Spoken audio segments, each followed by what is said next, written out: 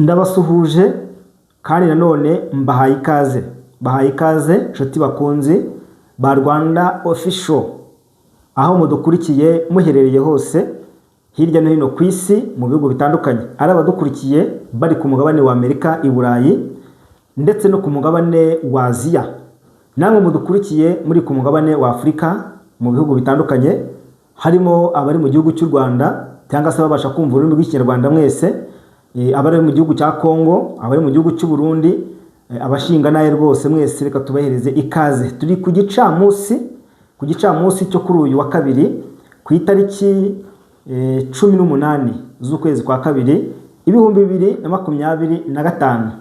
Kuko bisanzwe tugarutse mu makuru akomeye cyane, ni amakuru udakwiye gucikwa, ni amakuru dukomeje kugenda dutohoza kugira ngo tubashe kuyakugezaho, cyane cyane kubirebana n'impinduka zikomeje kubera ahangaha ku butaka bw'igihugu cya Kongo. Ngira ngo abantu benshi bakomeje kwibaza bati ese byaba bimeze bite?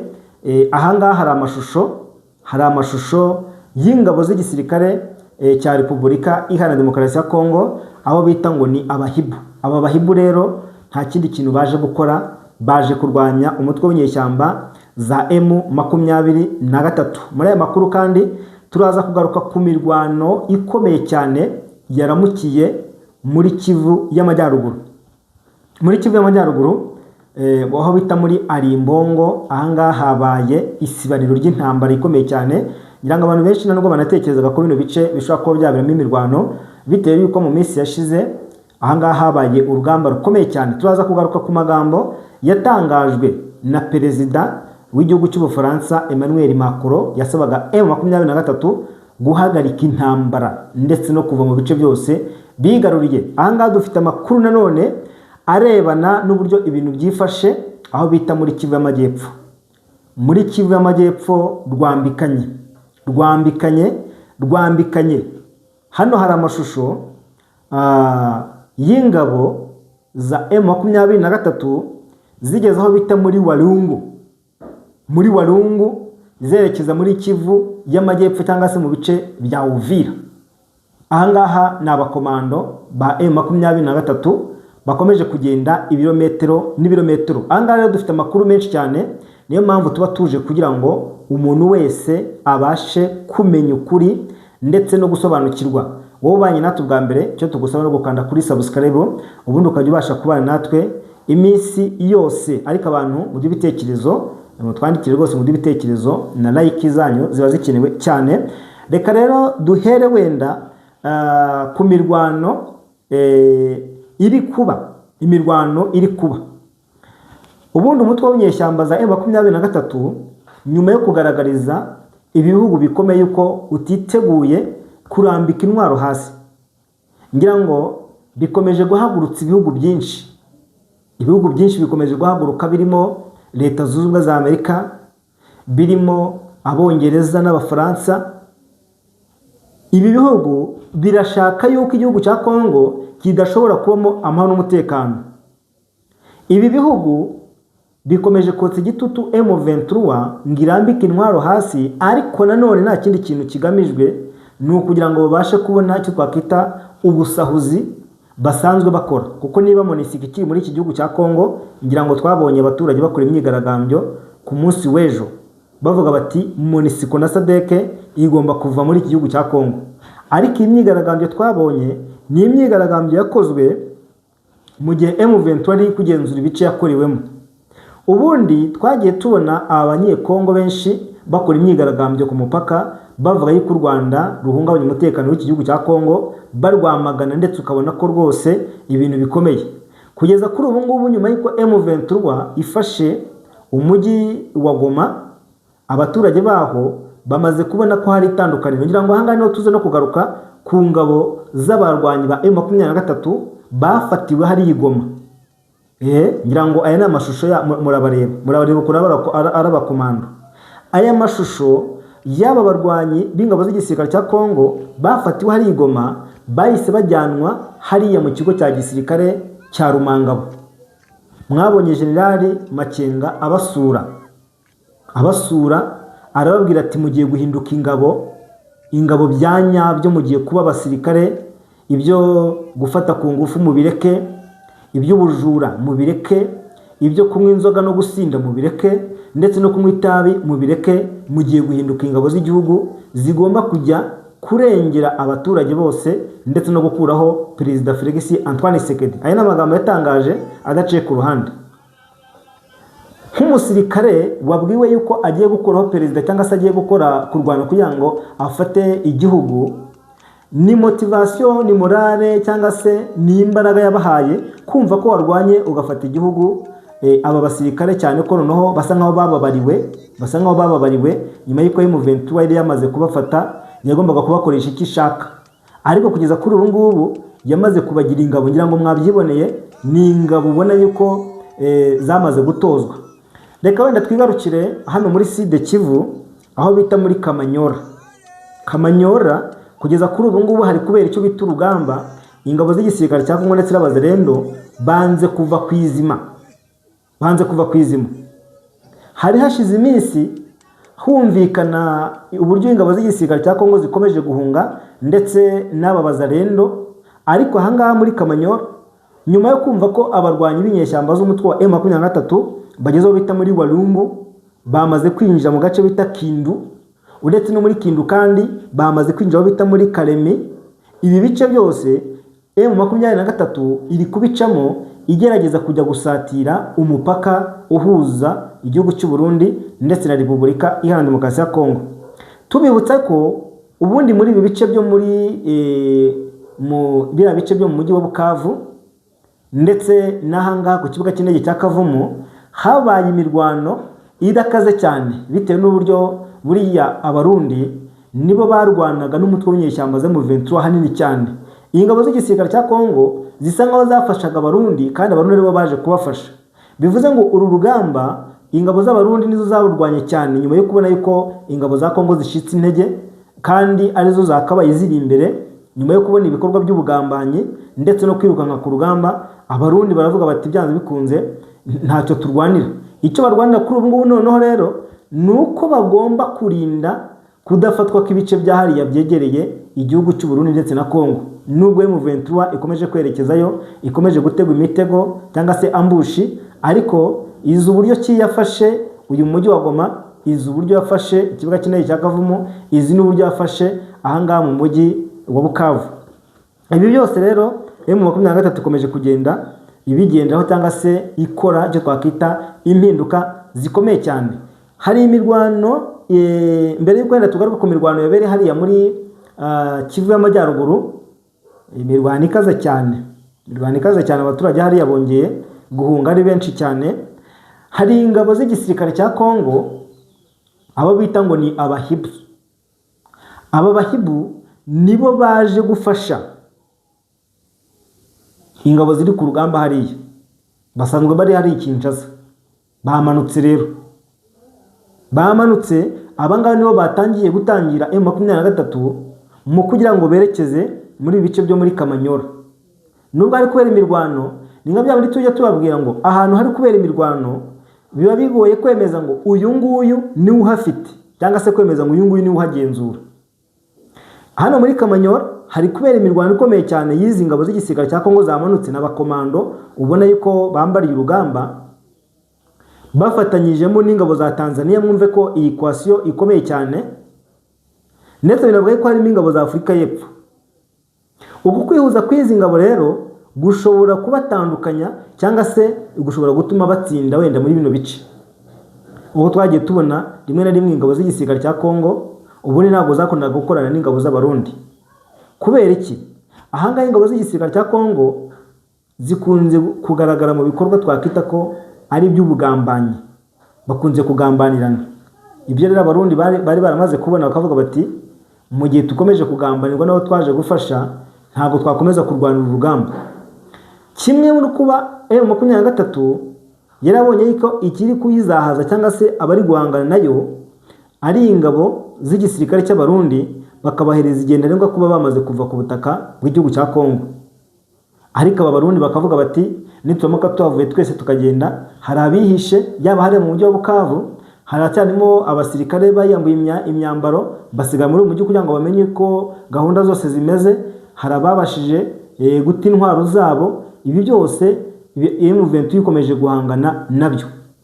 Ibihugu bikomeye rero bikomeje kwamagana M23, ariko nanone biyisaba kuva mu bice byose bamaze kwigarura cyangwa se bamaze gufata.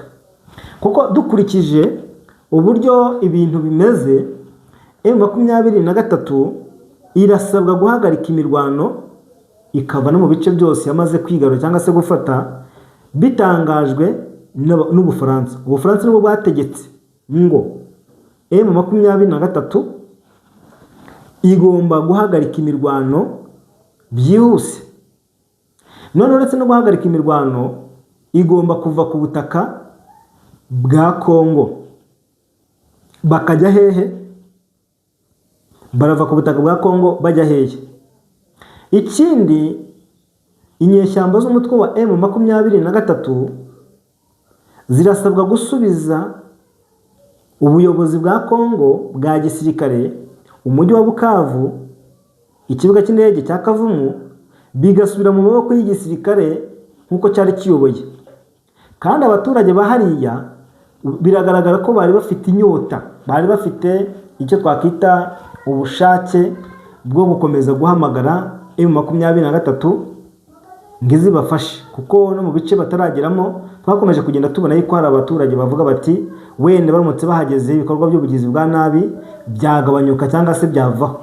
Ahangaha rero hari icyo twakita kongera gushishoza kw'ingabo z'igisirikare cya M23 mbere yuko barekura bino bice, kuko ibi bice kubirekura ni ibyago bikomeye cyane kuri aba baturage. Ngira ngo ku munsi w'ejo hari amwe mu makuru twagiye tubona abaturage batubwira bati nubwo M23 ikomeje kugenda ifata ibice, ariko haracyabera imirwano, turacyumva amasasu, rimwe na rimwe abantu baracyapfa, abamwe mu banze kumanika amaboko bagacikana intwaro bakazijyana mu giturage.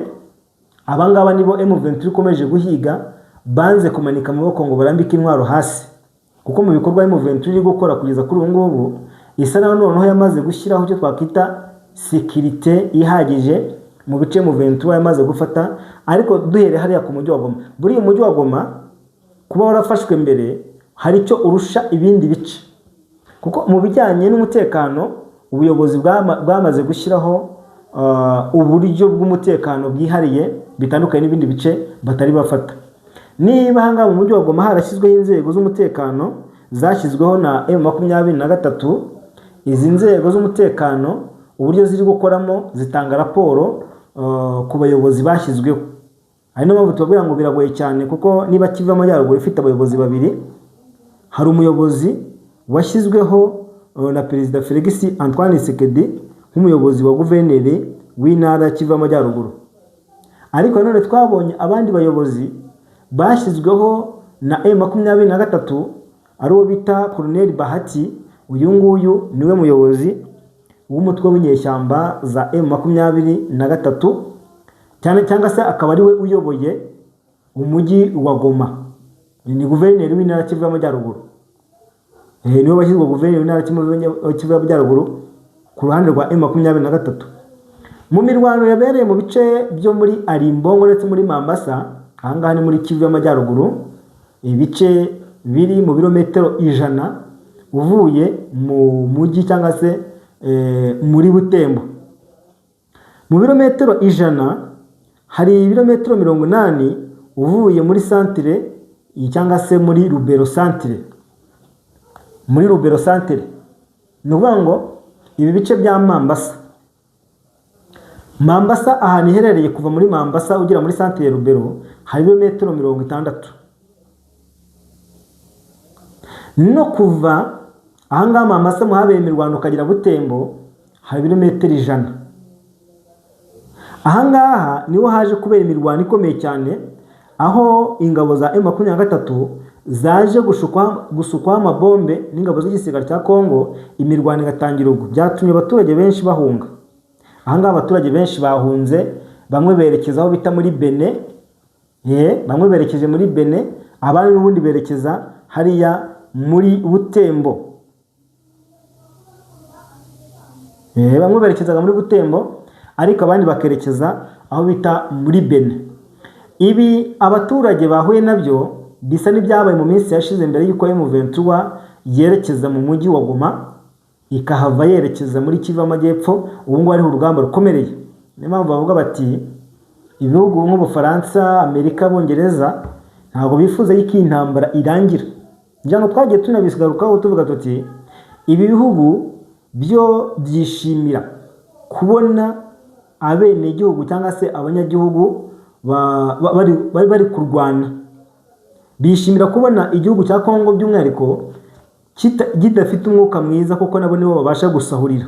Ariko navuga bati mu gihe M23 yamara gucunga umutekano w'ibi bice byose nta hantu tuzongera gukura ibikorwa by'ubusahuzi.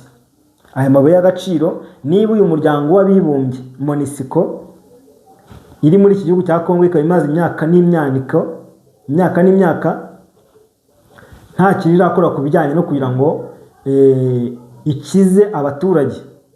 Niba MONUSCO imaze imyaka irenga 20 nta gikorwa na kimwe kizima bari bakorera abaturage b'abanyekongo, bavuga bati twabashije gukora ibi ngibi, twabashije kugera ku bagize ibibazo, imiryango ishinzwe kurengera uburenganzira bwa muntu nta kintu yigeze ikora.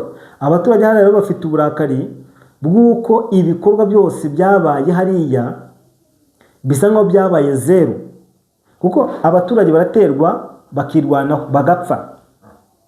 bagapfa. Izi miryango irari nta kintu iri gukora. Kuri Perezida Tshisekedi rero kuri ubu ngubu usa nawe yamaze kugaragaza yuko nta nzira n'imwe azigera yerekezamo irebana n'ibiganiro cyangwa se n'uburyo bwa diplomasi. Akomeje kubona ko inzira izamugeza ku ntsinzi ari inzira y'imirwano nk'inzira yahisemo. Yavuze ko aho kugira ngo aganire na M23 izi nyeshyamba ngo ahubwo zafatana Kinshasa.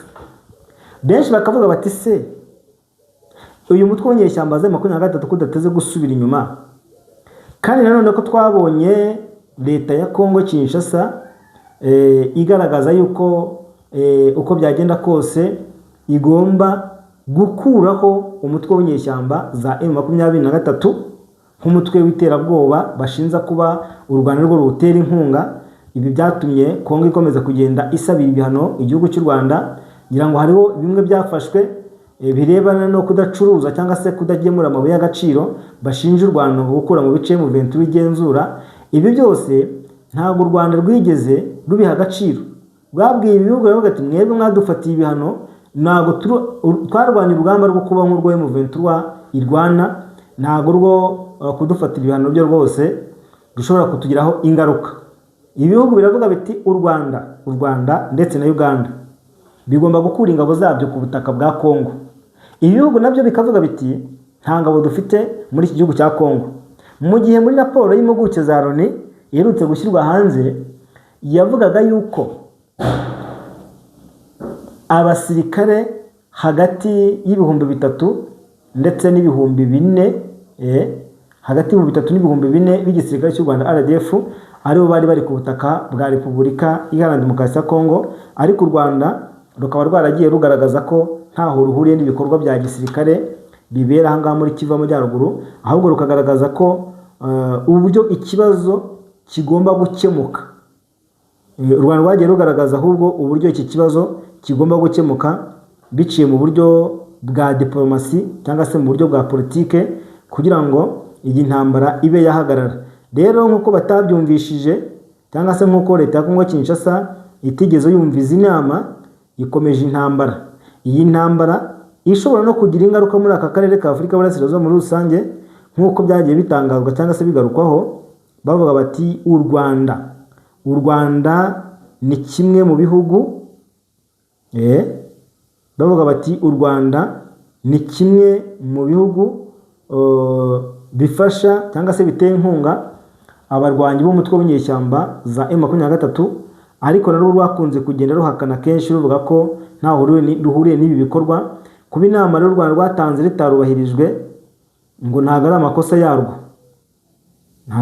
yarwo, ahubwo twamubonye ko Kongo ikomeje kugaragaza yuko yiteguye intambara n'igihugu cy'u Rwanda, ariko iyi ntambara none ishobora guturuka kure dukurikije uburyo M23 hari ibice byinshi yamaze kubizenguruka. Ngira ngo no mu minsi yashize twabonye M23 igerageza kongera kurasa mu gihugu cy'u Rwanda, u Rwanda rwongera gusama cyangwa se kuzimya bimwe mu bisasu bari bagerageje kohereza. Ibi bisasu bikaba bitaragize ingaruka ku gihugu cy'u Rwanda nk'uko byagenze mu minsi yashize, aho abantu bapfuye bikangiza ibikorwa remezo, cyane cyane ko byinshi M23 yahise bipfubya cyangwa se yamaze kubitahura bitaratangira kurasa ahangaha muri iki gihugu cy'u Rwanda. Ibintu rero ntabwo byoroshye mu gihe ibihugu byose bikomeje kugaragaza yuko byanze bikunze hakwiye kubaho uburyo bwo guhagarika intambara kuri M23. Dore rero kugeza kuri ubu ngubu ingabo z'u Burundi zimeze nyuma yuko M23 igereye aho bita muri Walungu ndetse n'aho bita Nyangezi, abarundi bahise bahindura imipango yabo bose bari bafite. Amakuru avuga yuko byaje guhinduka. Itangazo igize igisigari cy'u Burundi bavugaga ko bihuje na UPDR ndetse na UPDF ko bagiye guhangana na Ndayishimiye,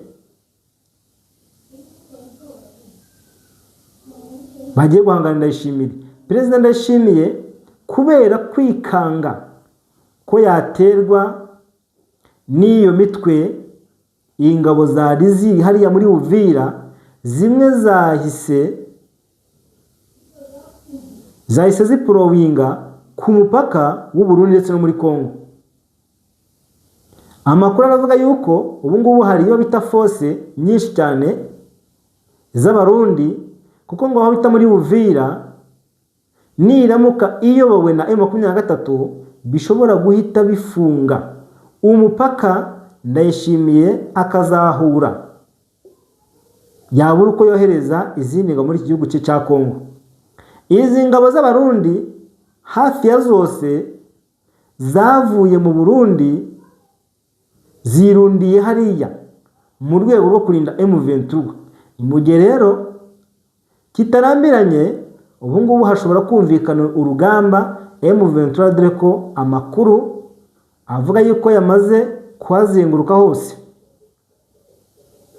Abanyarwanda bamaze gusoma hariya rwose baravuga bati ngo banyweye hari inzoga, baravuga bati nuzajya wirukansa umugabo ujye rwose usigara imbaraga zimusubiza inyuma mu gihe rwose yagira gute yakugarukana inyuma. Ahangaha hari ikibazo gikomeye cyane. Niba ingabo z'abarundi zamaze kudeployinga abasirikare muri biriya bice byo muri Kamanyora nk'uko twabivuze, hariya hari abasirikare benshi b'uyu mutwe w'inyeshyamba za M23 ndetse n'ingabo nyinshi z'abarundi ubu ngubu zakaniye zivuga ziti hari ibice mu Ventura yafashe, ariko hari ibice none bishobora gufata habayeho urugamba rukomeye cyane bitandukanye nuko ibindi bice bagiye babifata cyangwa se byagiye bifatwa. Ubu ngubu haravuga ko hari ikintu bita urugamba ruremereye cyane cyangwa se imirwano iri kubera muri ibi bice byo muri Kamanyora aho bita za Kindu, Walungu.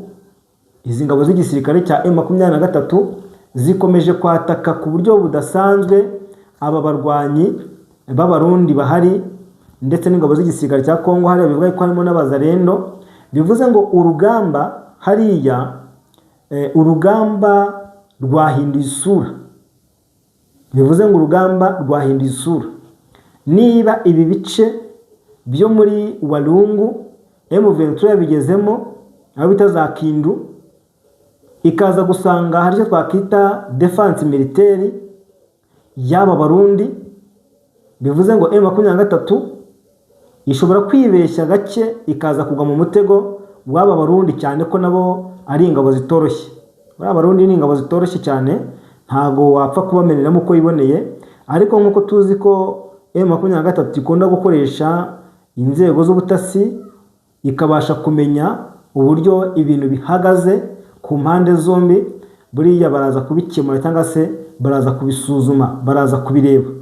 Reka rero tubashimire inshuti zacu, reka tubashimire inshuti bakunzi ba Rwanda Official, aho mudukurikiye muherereye hose hirya no hino ku isi mu bihugu bitandukanye. Tuba tuvuga ngo amahoro y'Imana n'imigisha bikomeze bibane namwe mu byo mukomeje kugenda mukora byose. Tuvuga tuti kubana natwe ni byiza kandi by'agaciro, ariko nanone kutwereka yuko turi kumwe nanone ni ikindi. Abantu rero ni murakinge ibiganiro byacu, mukande kuri subscribe niba ari ubwa mbere mubanye natwe, nimurangiza mushayaringe. Gushayaringa no kohereza inshuti n'abavandimwe ikiganiro kikagera kure abandi bose. Reka tugire tuti ibihe byiza.